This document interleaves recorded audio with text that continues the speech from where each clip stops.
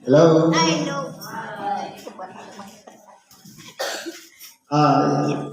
Hello. Sa pangalan po ng dakilang Panginoong Jesucristo, isang mapagpalang hapon po sa bawat isa sa atin. Nandito po tayo sa ikalawang bahagi sa makatuwid, yung pagtatalakay ng salita ng Diyos. Ito ay ginagawa upang maipahatid sa atin ng Diyos kung ano ang kanyang mensahe sa bawat isa para siyang magamit natin sa ating pang-araw-araw na pamumuhay. Kung tutusin po mga kapatid, itong sitas na ito parang ordinaryo na lang sa atin. Pero kailangan malaman ng bawat isa sa atin kung tayo ba'y umaayon dito sa aral, tuturo, na siyang salita ng Diyos, na siyang magiging gabay, upang hindi tayo magkamali, sapagkat, kumbaga, ang nais po kasi ng Diyos, lahat tayo ay maligtas, masumpungan natin ang katotohanan, kaya po siya pinapapaalalahanan tayo upang hindi tayo maligaw. Sabi po dito sa Ebanghelyo ni San Lucas, sa Kapitulo 16, versikulo 19 hanggang sa 31. Mayroon nga isang taong mayaman at siya'y nagdaramit ng kulay ube at masilang lino at sa araw-araw ay kumakain ng sagana. Ngayon po, dito sa unang versikulo, kung mapapansin natin, isang taong mayaman. Ang tingin po natin, kung sino yung may mararayang bahay, kung sino yung may mga malawak na lupain, kung sino yung mga tao na may negosyo, may pera sa bangko, sila na ang mayayaman. Pero po, kung hihimayin natin ang sitas, ay isang taong mayaman, sabi dito, kumakain ng sagana. Marahil siguro, kung titingnan po natin sa kalagayan natin, lahat naman siguro tayo kumakain ng almusal. May snack pa. Kumakain ng pananghalian. May merindal pa. At kumakain pa ng hapunan. Kung lahat po yan ay meron tayo, kasama tayo sa mayaman.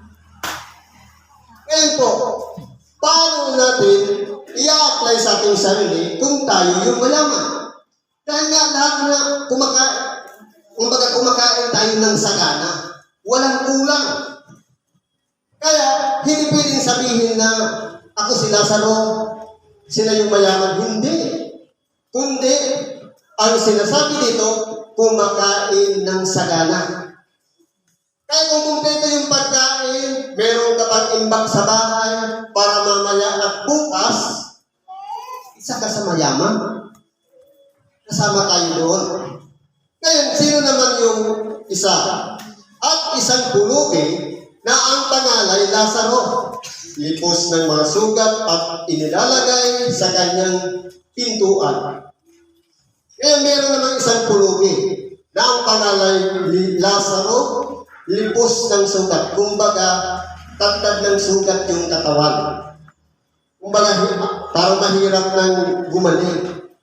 At naghahangad na mapakain ng mga mumo na nangahuhulog mula sa dulang ng mayaman, oo, at lumapit pati ang mga aso at hinihimuran ang kanyang mga sugat. Kaya sa totoong buhay, sa makabagong panahon, sino po ba yung mga pulubi na inilalarawan katulad ni Lazaro? Sa panahon po ngayon, walang iba yung mga taong walang inaasahan. Mga taong iniwanan ng pamilya, mga taong binaliwala ng pamilya, mga taong kahit man lang tulong muhabag mula sa anak, napadalhan man lamang, madalhan man lamang ng pagkain, na huwag man lamang malipasan ang gutom, kundi umaasa lamang sa mumo na baka sakaling yung kapitbahay magbigay ng pagkain para mabusog man lamang.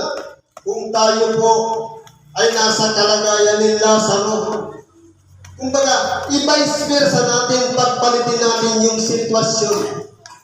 Tao rin naman yan at kumakalam ang sikmura at nangangailangan malagyan ng laman ang tiyan. Kaya bakit hindi natin ipairal yung habag doon sa mga tao na lumalarawan kay Lazaro na wala siyang ibang inaasang kundi nag-aabang na baka sana'y bigyan siya ng pagkain. Kaya po kung titingnan po natin dito, si Lazaro po kasi, kumbaga wala na siyang kakayahan maghanap buhay. Sa matabaong panahon, sino-sino po ba ang ngayon? Walang iba, yung may mga sakit na malala, yung mga na-stroke, yung mga bedridden na hindi na makabangon. Sabi nga, ang tunay na reliyon, dalawin ang mga ulila at mga babaeng bao sa kanilang kalumbayan. Kaya kung titingnan po natin, kapag tayo po pala may nakasalamuha at meron naman tayong kakayahan tumulong, lalong-lalo na doon sa lumalarawan ng isang pulubi na wala siyang inaasahan, maliban na yung habag ng kapwa. Kapag tayo naman ay nanti, marahil kung ano ang pakiramdam ng kumakalat ang sikmura, lalong-lalo na yung mga dinadaan-daanan lang natin sa tabi ng daan, na halos nakabuka ang kamay at humihingi na sana'y bigyan man lamang ng limos. Sila po yung mga pulubi na kinakailangan natin huwag baliwalain at bigyan natin ng pansin sapagkat sila po, meron po silang usok din, nasasaktan din, meron din silang pakiramdam. At sa mga iyon, naghahari ang Diyos sapagkat sila po'y hindi nagkakasala. Dahil dahil inisip lamang nila habag at hindi nila kayang magawang magmalaki sa kanyang sarili. Pero ano po ang ginawa ng mayaman? Hindi niya po pinapansin si Lazaro. Kung baka ini-ignore. Halimbawa, nakita na, minsan sa totoong buhay na raranasan natin yan. Nakita na natin, hirap na makalakad, hindi na makatawid sa kalsada, parang lilipasan pa natin ang daan. Parang nangyayari tuloy, nagiging katulad tayo nitong mayaman na binabaliwala natin yung mga taong nasa mababang kalagayan. Kaya po, ano po ang kahihinat niya sa hinaharap? At nangyari na namatay ang pulubi at siya'y dinala ng mga anghel sa sinapupunan ni Abraham. At namatay naman ang mayaman na tinilibing at sa Hades na nasa pagdurusa ay hiningin niya ang kanyang mga mata at natanaw sa malayo si Abraham at si Lazaro ay nasa kanyang sinapupunan. Kaya kung titingnan po natin mga kapatid, dumating yung panahon na yung mayaman pumanang na rin.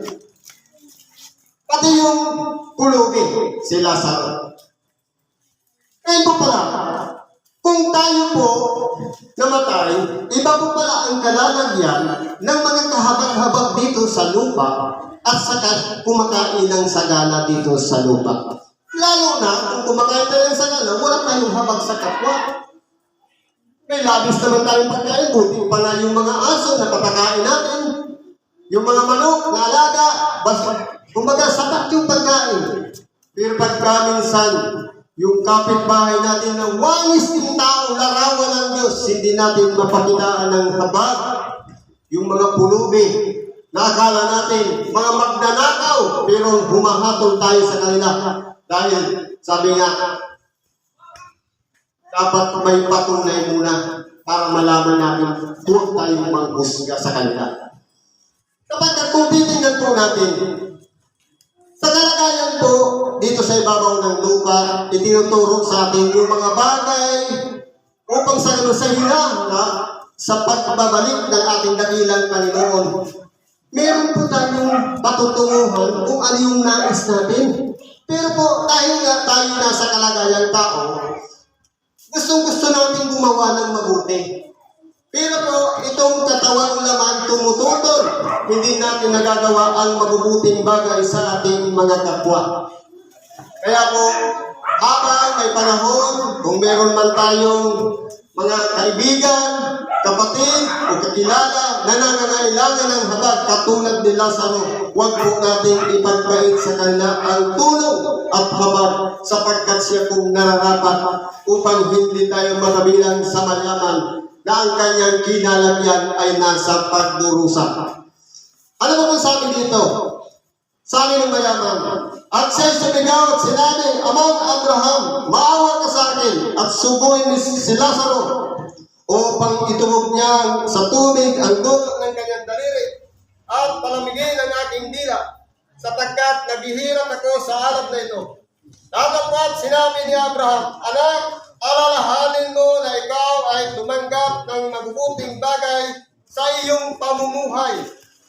At si Lazaro sa gayon ding paraan ay masasamang bagay. Datapwat gayon ay inaalis siya rin at ikaw ay nasa kahirapan. Kaya kung titingnan po natin, sa kalagayan na tayo po may sapat na pagkain, kung tayo nagkait para sa ating kapwa at hindi natin sila man lang binigyan ng kahit isang pinggang pagkain, dahil yung mga walang-wala, yung mga nangangailangan na dapat sana'y kalingain, ipinagkait natin yung isang pinggang pagkain para magkaroon ng lakas ng kanyang tiyan. Kumbaga, sa pagdating sa inaarap, kapag parehas na rin namatay, halimbawa, isang stroke at isang sapat naman ang kumakain, ngayon, yung walang inaasahan, nasa sinapupunan ni Abraham. At yun naman nagkain, sa pagkakunitingan po natin, yung mayaman dito, naging sakim siya. Kumbaga, tinitingnan niya lang yung pulubi sa harap niya. Ayaw man lang niyang galawin ang kanyang kamay, sumalok doon ng pagkain para ihain doon kay Lazaro. Wala pong kasi siyang ginawa. Kundi tinignan niya lang, minasdan niya lang. Kaya po kung titingnan po natin, itinuturo po sa atin dito, kung meron man tayong mahabaging puso at sasabihin natin tayo religyoso, tayo palagi nananalangin, subalit ayaw naman natin kilusin ang ating mga kamay para tumulong sa kanila, pakainin man lamang natin sila. Matutulad tayo dito sa mayaman na mapupunta doon sa pagdurusa. Mahirap na po makabalik na makikiusap tayo doon kay Amang Abraham na kung maaari sana dahil sa paghihirap, isawsaw man lang yung daliri ni Lazaro para palamigin ang dila ng mayaman. Dahil hindi na po maibabalik yung panahon. Kaya po kung titingnan po natin, bawat araw meron tayong tungkulin sa kapwa. Ano po ba ang dapat natin gawin kapag may nakakasalubong tayong kapwa na nangangailangan ng tulong? Dapat ba nating libasan? Dapat ba nating iwasan? Kundi, yan ang nasa harapan na natin, dapat manindigan tayo kung yan talaga ay kahabag-habag at dapat nakahabagan. Dapat po, huwag na tayo magdalawang isip, kundi ipakita na natin ang habag dahil hindi natin alam ang oras ng araw. Pagpagpingit natin ang mata, pagdilat natin, hindi na tayo magising. Wala ng panahon o tsansa para maibalik pang muli ang panahon. Kaya kung titingnan po natin, hindi na po talaga yun na ibabalik. Alalahanin mo, nung ikaw ay nabubuhay pa, tumanggap ka ng magagandang bagay. Kaya po kung titingnan natin, ang sino mang tumatanggap ng mabubuting bagay dito sa ibabaw ng sanlibutan nung nabubuhay pa, kapurihan man yan, karangalan, yan man ay karangyaan. Lahat ng yan pagdating sa pagkamatay ng tao ay magiging kabaliktaran na sa pagdurusa. Kaya po kung titingnan po natin, kung gusto natin maging katulad ng pulubi, wala po tayong ibang gawin. Umasa tayo katulad natin, kung ilalagay naman natin sa kalagayan ng mayaman, sino po ba yung mga pulubis sa ngayon? Ang mga pulubi, wala po siyang ibang inaasahan, kundi yung sahod na tinatanggap niya mula sa mayaman. At yung mga mayaman naman, walang pakialam sa atin dahil sila may sarili ring batas. Nagtrabaho ka, nagbigay ka ng oras, dapat kitang bayaran. Ang pinagbabayaran doon, yung pagod at oras na ibinigay natin doon sa ating amo. Kaya po, sa totoong buhay, sino naman yung mga aso? Sabi sa Isaiah 56:11, oo, ang mga aso ay mga matatakaw. Sila ay mga walang kabusugan at ang mga ito ay ang mga pastor. Walang iba, yung mga nag-aakalang lingkod ng Diyos, nangangaral ng salita ng Diyos, pero wala pong ibang hinangad, kutkutan ang mga miyembro para makasingil ng ikapo ng mga bagay na pinalalagay nilang kautusan pa sa ngayon. Pero binago na po ng ating dakilang Panginoon. Ano ang sinasabi? Magbigay ang bawat isa ayon sa ipinasya ng kanyang puso, huwag mabigat sa loob. Pero paano ginagawa nila? Ginagamitan pa nila ng mga sitas nang sa ngayon mapilitan ang mga tao na magbigay ng kaloob. Na kung titingnan po natin, saan ba talaga napupunta yun? Sa templo? Sa pagpapalaganap ng Ebanghelyo? O sa bulsa ng mga nagpapahayag ng salita ng Diyos? Yan po ang dapat nating pagkaisipin. Kaya po, sabi dito, alalahanin mo na ikaw ay tumanggap ng iyong mabubuting bagay. Siguro naman po lahat tayo, hindi naman tayo naapi. Lahat naman tayo siguro kumakain ng sagana. Lahat naman siguro tayo, ang ating mga panalangin ay ibinibigay sa atin, ipinagkakaloob sa atin. Kaya kung titingnan po natin, mag-ingat po tayo kung tayo tumatanggap ng mabubuting bagay dito sa ibabaw ng sanglibutan. Dahil baka pagdating ng panahon, magkabaliktad, mapunta tayo doon sa kahirapan. Hindi katulad ni Lazaro na nagtamo ng masasamang bagay. Walang iba, yung pagduwahagi, pag-alipusta, panunuya, pagsisirang puri, yan po ang mga bagay na halimbawa na dinanas ni Lazaro na kinakailangan kong maunawaan ng bawat isa sa atin kung sino ba ang nasa kalagayan ni Lazaro. Kaya po, kung titingnan po natin, sabi dito, at bukod sa lahat ng ito ay may isang malaking banging nakalagay sa pagitan namin at ninyo upang ang mga mag-ibig tumawid buhat din hanggang sa inyo ay hindi maaari at gayon din walang makatawid mula diyan hanggang sa amin. Kaya kung titingnan po natin, sa kalagayan po na para doon, kapag ang isang tao na ay nahatulan na, kapag ang napunta doon sa sinapupunan ni Abraham at ang isa ay nasa paghihirap, hindi na po pala pwede silang mag-meet o magkita para magkapalit sila ng sitwasyon. Sapagkat meron niyang bagay na nakapagitan doon upang yung narayan talaga sa pagdurusa hindi makatawid doon sa sinapupunan ni Abraham. At yung nasa sinapupunan ni Abraham hindi na makatawid doon sa paghihirap. Kaya kung titingnan po natin, tapos na, na-finalize na. Kaya kung titingnan natin, itinuturo sa atin, habang tayo'y may hininga pa ng buhay, habang tayo'y kinahabagan pa ng Diyos at kinakaawaan sa kabila ng ating mga pagdurusa, mga problema na dinaranas dito sa ibabaw ng sanglibutan. Ang importante po dito, yung gawa sa sumusunod sa atin. Kung ano ba ang ating mga na-accomplish sa buong maghapon, kung ano ba ang aking nagawa sa aking kapwa. Meron kaya akong nakasamaan ng loob, meron kayang naghinanakit sa akin, meron kayang natisod sa akin, o meron kayang napahamak sa akin.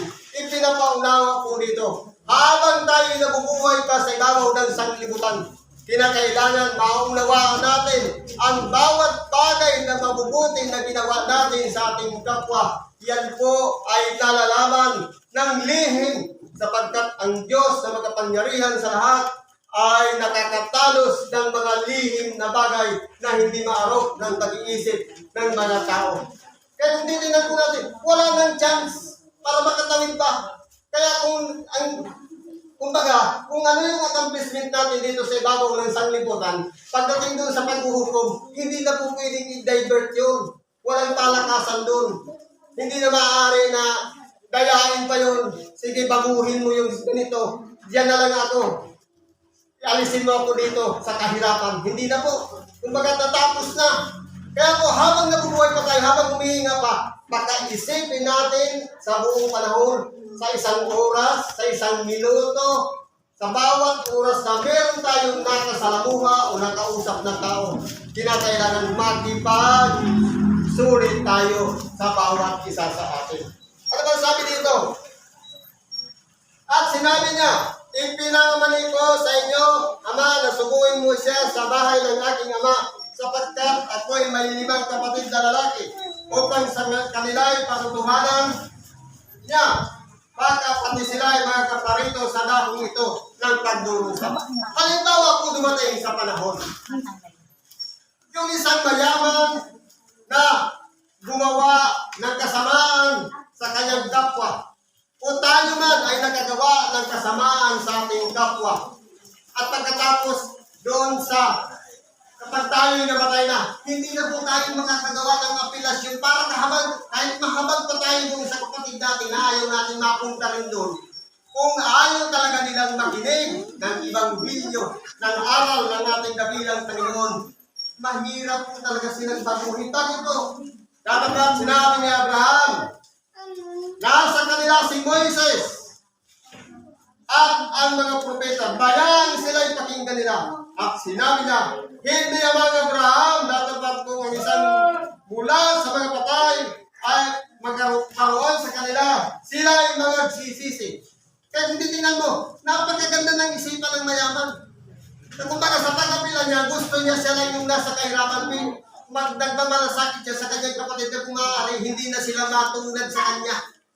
Pero kung dahil nga, hindi na maaari kahit pa magbalik ang isang patay para mangaral sa kanila.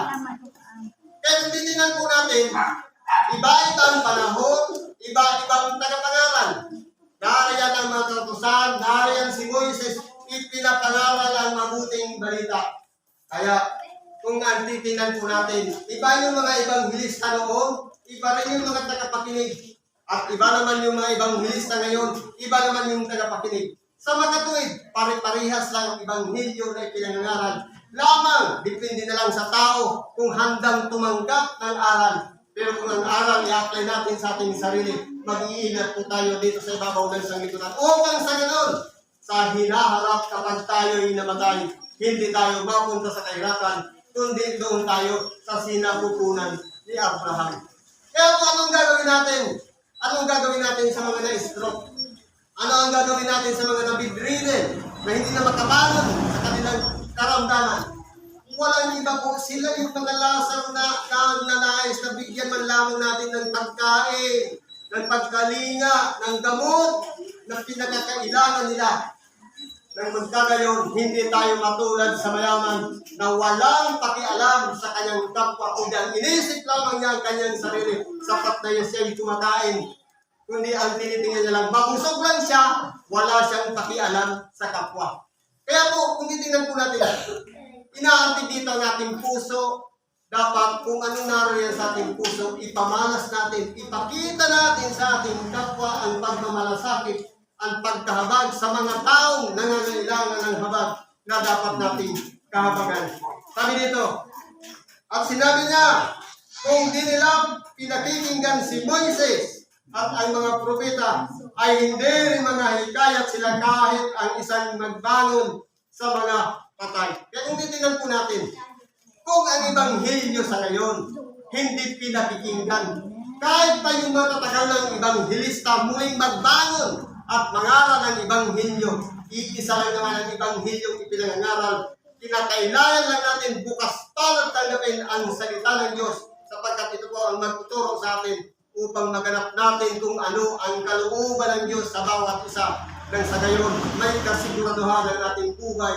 Kung tayo may mamatay dito sa ibabaw ng sanglibutan, ang mahalaga, may naibahagi tayong kabutihan sa ating kapwa na kung higit na nangangailangan ng ating mga tulong.